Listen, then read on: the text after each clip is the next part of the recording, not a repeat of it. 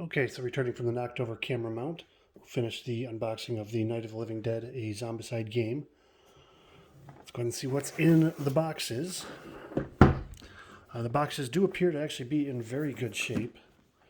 So the shipping protection definitely worked. Always a shout out when a company properly ships their boxes so they don't show up with bent corners and damaged components. A nice tight tolerance on that box lid. Very tight tolerance on the box lid. There we go. All right, let's see what else we got in here. Obviously, you can need a rule book. It's a pretty hefty one. However, it looks well printed. Nice gloss page. Let's see what is otherwise in the box. We have our character cards. See Barbara and Tom.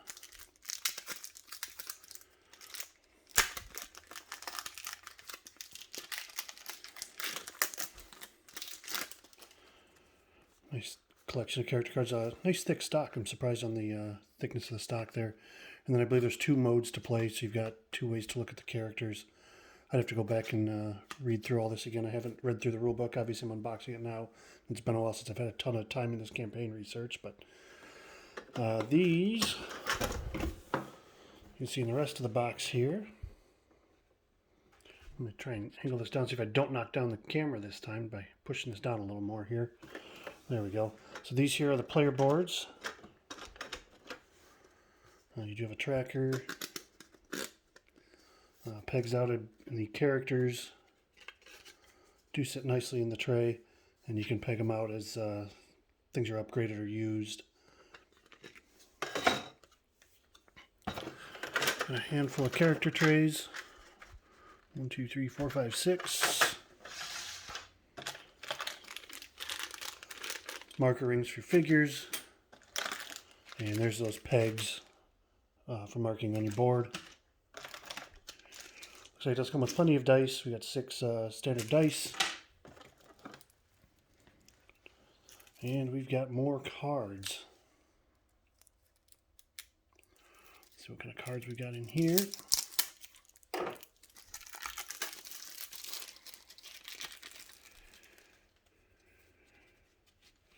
This looks like your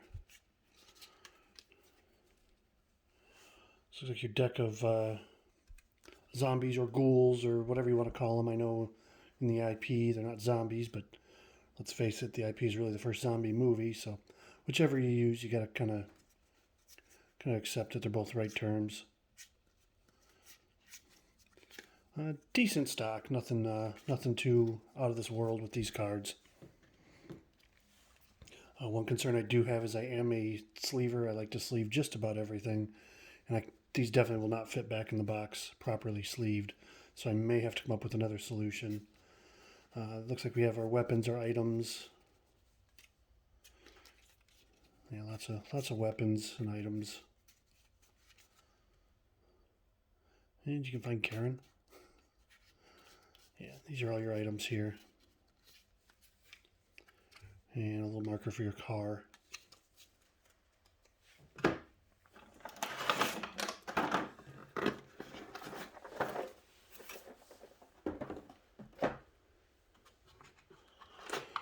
And here are your map tiles.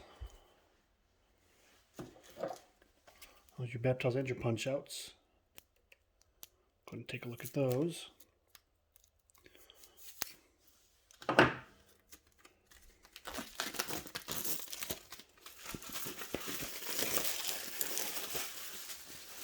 Well, there's a quick note for you. The insert in the bottom of the box appears to be designed to stand up, which is really quite nice. Once you pull your punch boards out, your original inserts will still remain flush because they'll sit on top of the lips on the side of this box. That's a nice little design feature you don't often see added. We do have a bunch of punch outs, barricade tokens, it appears. Alright, let's see what else we got here. Some nice big hardy map tiles. These appear to be a good solid map tile. It's going to be played on a 3x3.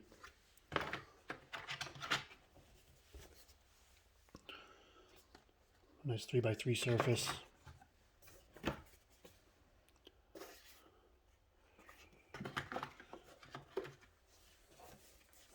It does fit the IP pretty well.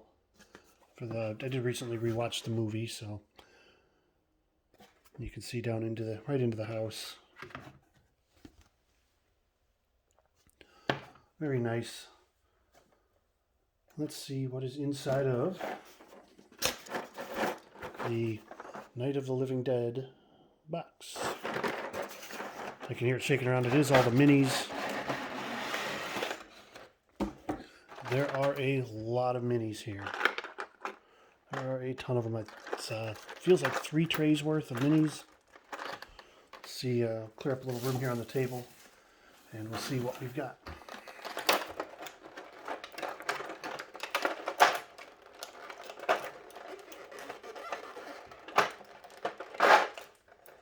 A little bit of tape holding the trays together. Let me cut that tape. Let's see if there's another piece hiding on the other side.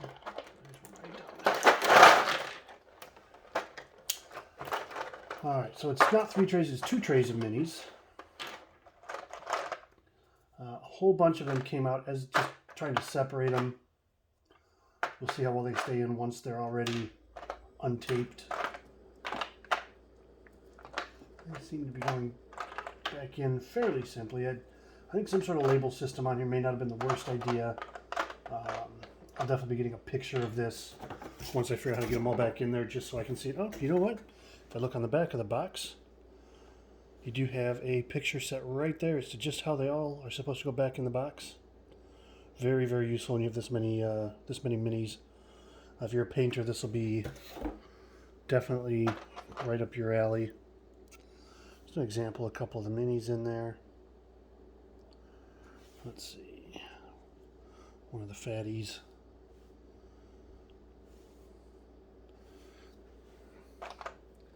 It does look like, by looking at this box, it looks like they all pretty much go in facing away from you, which is interesting. Or at least that's how the picture is designed.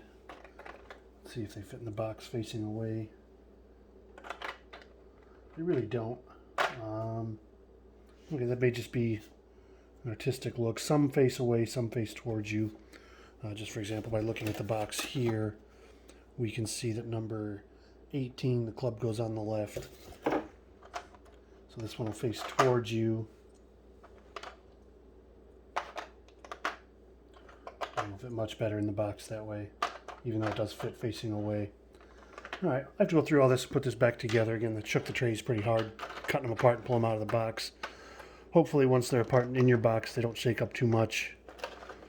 Let's check out the other tray we have here. These certainly appear to be heroes of some sort. The detail on the heroes seems to be significantly less in this particular group. But that may change. It may vary by sculpt. Most of these, though, do appear to be fairly well sculpted, nothing too extreme. Again, if you're a painter, I think you really enjoy these pretty much any level. They're not super detailed, which can sometimes those super details can make them much more difficult to paint. But they're not so bland that I think a novice painter would struggle to get anything decent out of them. So even if you just wanted to get a quick color and wash on these, I think they'd hit table ready pretty quick.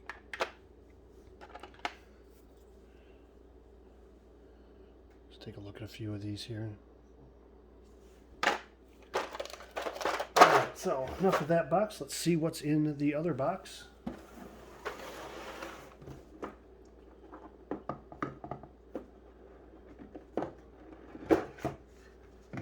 This is the exclusives. We have another nice box. It does seem everything shipped well. Nothing seems too beat up. As you can see, it's a couple different versions of heroes, as well as a Helen Ghoul.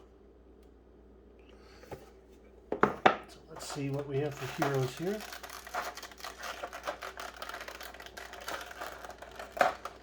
This one also fits together rather tight. There we go. A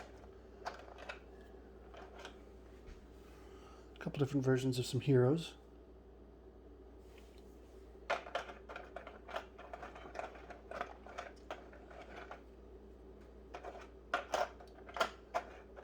Your Helen Ghoul.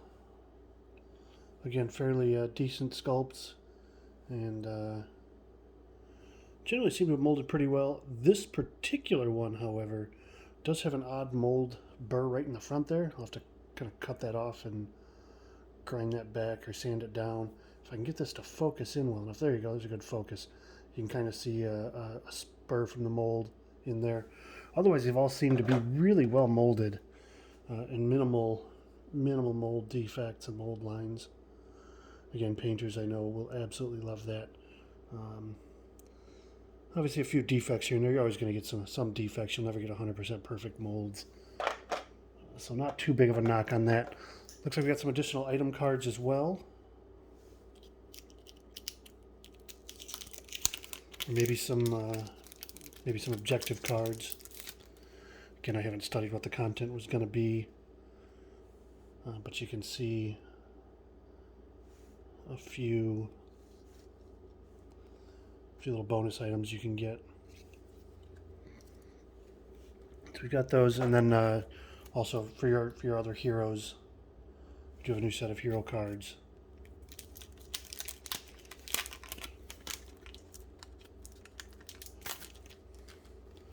Again, on a really nice stock, just like before from the main box. Done up on a nice stock, and then the two different versions that you can get of the hero. I believe one is for playing with this game, and one may be for playing with the general Zombicide, or to make this game feel more Zombicide, you can play with the other character. I don't remember what it was exactly, but it's something along those lines. So that is all I got in my pledge. I know that there are some other levels you can get. When I get the main Zombicide game, I'll unbox that as well. If you like seeing what you saw, go ahead and follow me on the YouTube channel here. The next box I'll be opening up is Ether Fields. I have that sitting here on my floor, and I'll have that sometime in the next few days. So thank you very much.